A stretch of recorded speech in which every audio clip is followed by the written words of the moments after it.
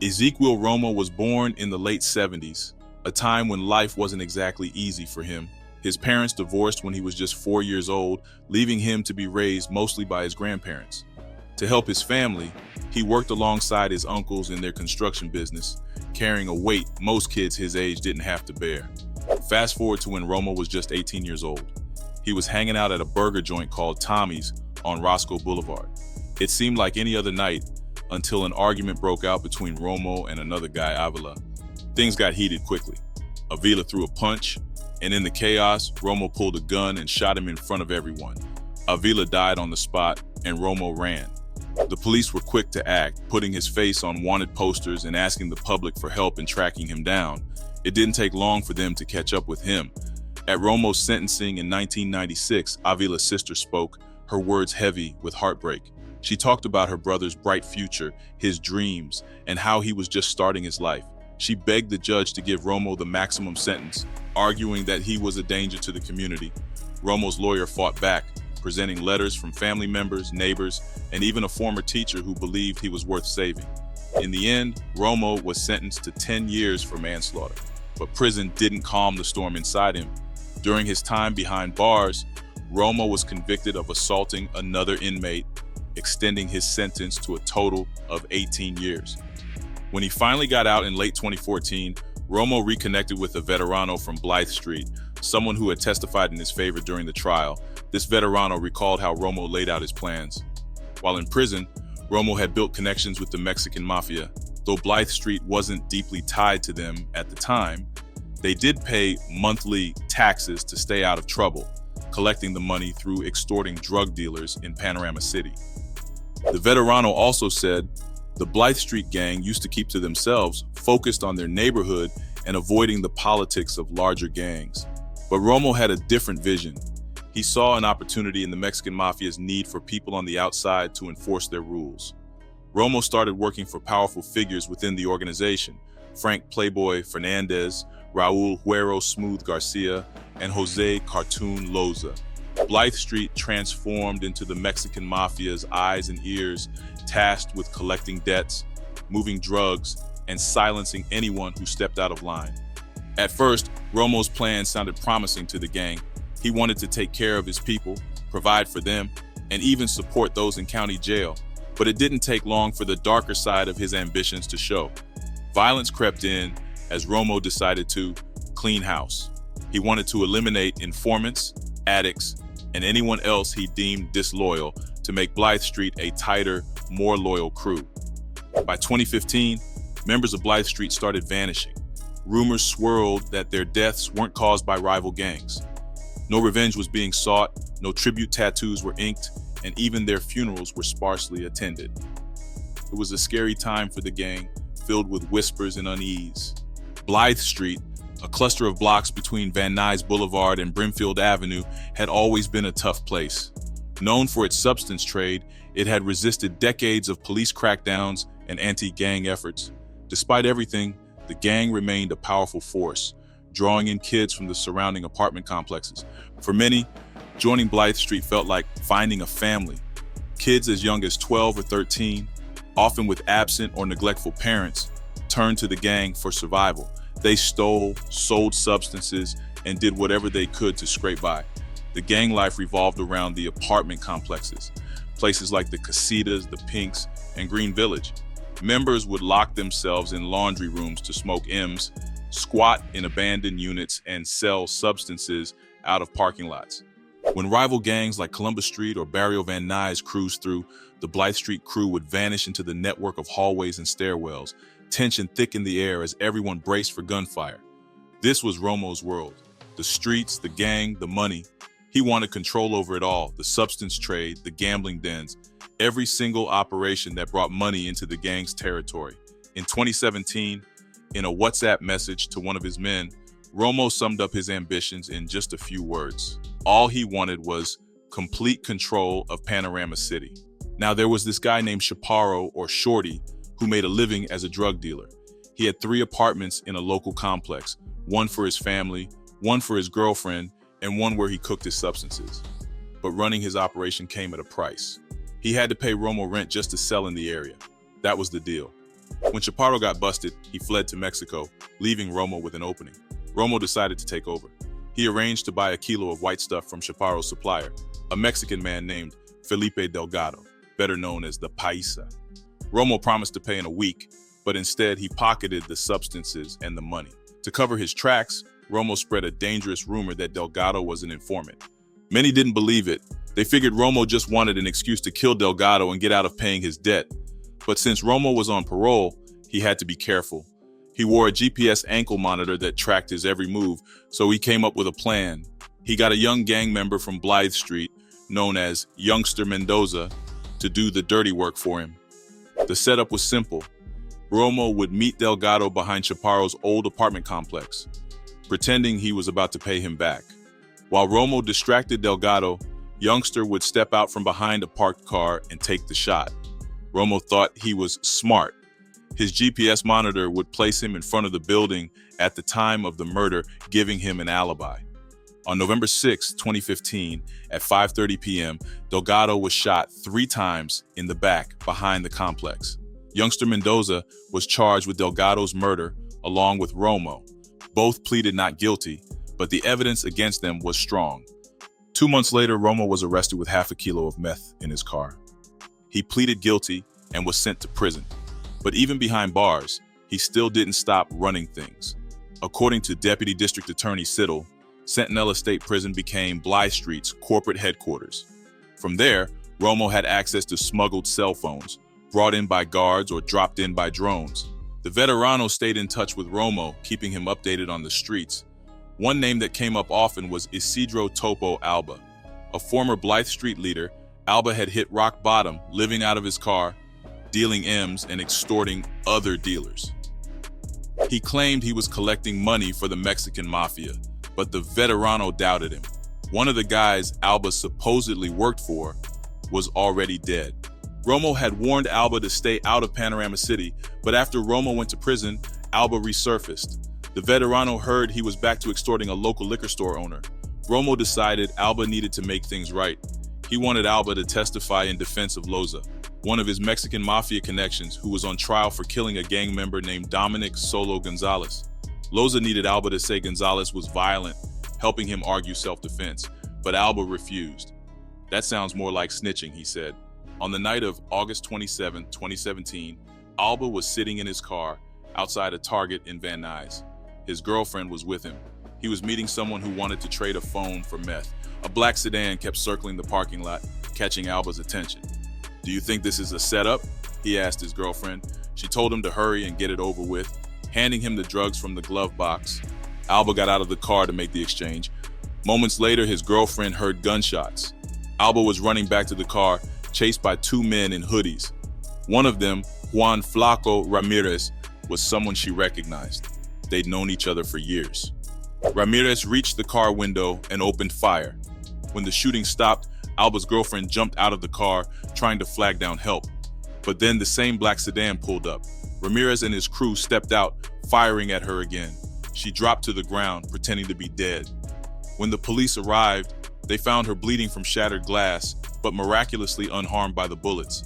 Alba wasn't so lucky. He was dead, still unable to grab the gun he kept in the glove box. Ramirez and his accomplice Enery were charged with murdering Alba and attempting to kill his girlfriend. Both pleaded not guilty, and their trial is still pending. However, there was another guy in the black sedan that night, Oscar Molina, better known as Smokey.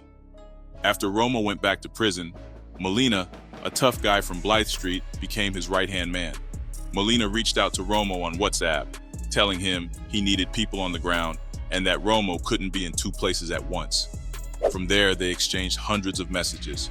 Romo was always the boss, issuing commands while Molina carried them out like a loyal soldier.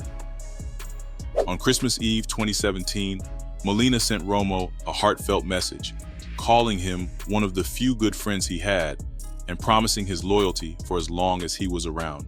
Romo replied that Molina's words were a gift worth more than money or anything else. Their conversations revealed the scale of their operation, extorting gambling parlors, buying weapons with fake IDs, trafficking substances from Mexico, and even plotting to kill an informant within Blythe Street. Romo described the gang as his empire and himself as the general, though he admitted to being a micromanager at times. One witness at Romo's trial, a young man who saw Molina as an uncle, even though they weren't related, testified about how Romo's orders were carried out. This witness struck a deal for 6 years in prison for 2 murders, with only 4 to be served under house arrest. He described daily FaceTime calls with Romo, usually made from Molina's bathroom. On one of those calls, Molina told Romo about Carlos Rios, a guy hanging around Blythe Street who had gotten a gang tattoo without earning it through initiation. The beating every member had to endure was tradition, and skipping it was seen as a serious insult. Romo ordered Molina to take care of it. Though he didn't explicitly say to kill Rios, the meaning was clear. Rios, who grew up in the neighborhood and went to Panorama High School, had gotten into trouble as a teenager and ended up in a youth camp. His sister described him as a quiet, private kid who kept his family and gang life separate. When he came home from jail with a Blythe Street tattoo on his cheek, she was upset. That was a Wednesday. By Sunday, he was dead. The jury learned the details of Rios' murder from the witness and one of the shooters, Santos Raider Martinez, who bragged about it to his cellmate. Romo, worried about police attention in Panorama City, instructed Molina, Martinez, and Martinez's brother Neftali to take Rios to a rival neighborhood and spray graffiti to make it look like he was working for another gang. According to Martinez, they drove Rios out to tag some walls with phrases like BST Panorama City Blythe Street. While Rios was distracted spraying graffiti, Martinez shot him. Rios was still alive after the first shots, so Neftali got out of the car and finished him off. Prosecutors charged Romo with multiple murders, arguing these killings helped him maintain control over the substance trade in Panorama City. On November 17, 2017, Alexis Saldana, a member of Columbus Street, and 3 others drove down Blythe Street yelling insults and calling them burros, a derogatory term. Santos Martinez chased them to a Wendy's and shot Saldana in the back of the head, causing their car to crash into the restaurant. A month later, another Columbus Street member, James Smiley Rodriguez, was killed outside of Denny's. Molina had warned Rodriguez to stay out of Panorama City, but Rodriguez didn't listen. Early on December 15, 2017, Rodriguez was sitting at a bus stop on Van Nuys Boulevard when someone opened fire. A waitress and customers inside the Denny's heard the gunshots but didn't see what happened. Rodriguez was rushed to the hospital but was pronounced dead shortly after. Rodriguez wasn't the only victim that night. Another man, Elvis Sanchez, a 31-year-old delivery driver with no gang ties, was sitting next to Rodriguez on the bench and was caught in the crossfire. Sanchez died on the sidewalk, an innocent bystander in a gang war. Investigators later learned that Rodriguez and Sanchez had known each other, but the extent of their connection was unclear. The next day, Molina messaged Romo, saying 2 more people from Columbus Street were gone. He referred to them as calabazas, a slur for members of Columbus Street.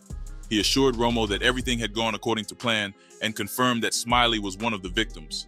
Romo replied, thanking him and telling him to stay safe. The witness said Molina was involved in at least 5 murders and was completely loyal to Romo, putting the gang above everything else. For him, it was the hood first, then God, and finally family. His dedication to Blythe Street was strong, but that loyalty didn't save him. Romo was known to get frustrated with Molina if he didn't answer his calls right away. He would send sarcastic messages, telling him not to worry about it and that he wouldn't bother him anymore. Molina always apologized, saying he knew Romo was only trying to look out for him, but he admitted he wasn't always having good days. Molina was struggling with addiction. The witness said he was hooked on substances and sometimes even used them while FaceTiming Romo. Romo's patience was wearing thin. He complained about Molina missing calls and told him that money never sleeps. He joked that Molina had probably indulged in too much Halloween candy, meaning he was high again. On February 10th, 2018, around 4 a.m., Molina told the woman he was with that he'd be right back. He tucked a revolver into his waistband and stepped out of the apartment. Before he could make it far, he was shot dead in the doorway. Prosecutors said Eder Mendoza, a fellow Blythe Street member, was the one who pulled the trigger. Lorenzo Gonzalez, another member, acted as a lookout. The witness said Romo believed Molina was killed because he owed people money, had been lying, and was getting too high to stay reliable. 12 days after Molina's murder, Mendoza and Gonzalez picked up a woman named Karen Tobar in an unlicensed cab. The next morning, her body was found in a Sylmar Park. She had been stabbed 60 times. Prosecutors believe Tobar was killed because Mendoza and Gonzalez thought she had spoken to the police about Molina's murder. Both men pleaded not guilty to the murders of Molina and Tobar. The violence didn't stop there. In August, Gonzalez was charged with murdering his cellmate in a downtown Los Angeles jail. The victim, Joseph Hutchinson, also known as Capone, had been close to Michael Torres, a high-ranking member of the Mexican mafia. Torres had essentially controlled the Los Angeles County jail system for years and was considered one of the most powerful figures in organized crime in the San Fernando Valley. Unfortunately, Torres was killed at a state prison in Sacramento, where he was serving a life sentence for attempted murder, witness tampering, and other crimes. Just a month after Torres's death, Hutchinson was found dead in his cell. He had been stabbed and beaten. Lorenzo Gonzalez, his cellmate, was charged with his murder, but pleaded not guilty. As the violence escalated, so did Romo's troubles in court. The verdict would be the final blow. Romo's attorney, Jerome Haig, made his closing argument in court, claiming the prosecution's witnesses were lying. He argued they exaggerated Romo's role, painting him as some kind of big leader who controlled everything when that wasn't true at all. Haig insisted the prosecution tried to link Romo to every gang killing in Panorama City, even when the evidence was shaky, just to pin everything on him. But the jury didn't see it that way. After 9 days of deliberation, they found Romo guilty of the murders he was charged with and held him responsible for the deaths of the Columbus Street members as well. He was facing life in prison without the possibility of parole. After the verdict, Haig maintained that Romo's actions weren't random. He argued that Romo wasn't just killing people for no reason. He was trying to build a more powerful criminal organization. He pointed to Romo's messages to Molina, which focused on selling substances, acquiring guns, and making money, not on killing. Haig believed the jury considered this, but ultimately, they didn't agree with his argument. Santos Martinez, who infamously fell asleep during his own attorney's closing arguments, was found guilty of 4 murders. His brother was found guilty of murdering Rios. Neftali Martinez, however, was acquitted of Saldana's murder, but was found guilty of conspiring to commit it. The case was complex, with overlapping charges and shifting alliances. William Smokes Benitez was also tied to the shooting. Alba's girlfriend had identified him as one of the shooters, but Benitez was acquitted of that murder. The jury was split, with 9 jurors in favor of acquittal and 3 against, showing just how divided opinions were. Even so, Benitez was found guilty of conspiring to commit the murders, which could result in a sentence of 50 years to life in prison. The law didn't leave much room for detail. As a gang member, Benitez was held responsible for the actions of the gang as a whole, regardless of his specific role. Curry, his attorney, criticized the state's gang conspiracy law, arguing that it treated all gang members the same, whether or not they directly committed the crimes. He believed the verdict was unjust, questioning what Benitez's role in the conspiracy even was. According to Curry, Benitez might have hung out with the gang and gotten high with them, but that didn't mean he was guilty of everything they did. Whether Romo achieved his ultimate goal remained unclear. Haig believed Romo had lost his status within the Mexican mafia, but on the streets, people still called him Señor, a title of respect for a high-ranking member. Even behind bars, Romo seemed to hold on to a certain level of power and influence. But Romo's title of Señor couldn't protect him from what came next. It was a Sunday evening, July 21st, 2024, just after 8 p.m. when chaos erupted in the day room of Centinela State Prison. 3 inmates, Christian Moreno, Johnny Garcia, and Christian Hernandez, jumped Ezequiel Romo without warning. The attack was brutal and fast. The guards acted immediately, shouting at them to stop, but the violence didn't end easily. It took 4 blasts of pepper spray to finally get them to back off. When the dust settled, 2 homemade weapons were discovered at the scene. Romo was in bad shape, bleeding heavily from multiple stab wounds. The prison staff tried to stabilize him, but the injuries were too severe. Despite their efforts, Romo was pronounced dead at 9:52 p.m. The 3 attackers were quickly locked in solitary confinement as the prison's investigative services unit started looking into what happened. The district attorney's office and the office of the inspector general also launched investigations. Fortunately, no other inmates or staff were hurt during the incident, Romo was 47 years old and had been at Centinela since August 30th, 2023. He was serving a life sentence without parole for first-degree murder, conspiracy to commit murder, attempted murder, and attempted conspiracy to commit murder. With 3 strikes against him, he wasn't ever leaving prison. What are your thoughts on this story? Appreciate you watching. If you enjoyed the video, hit that like button and make sure to subscribe for more.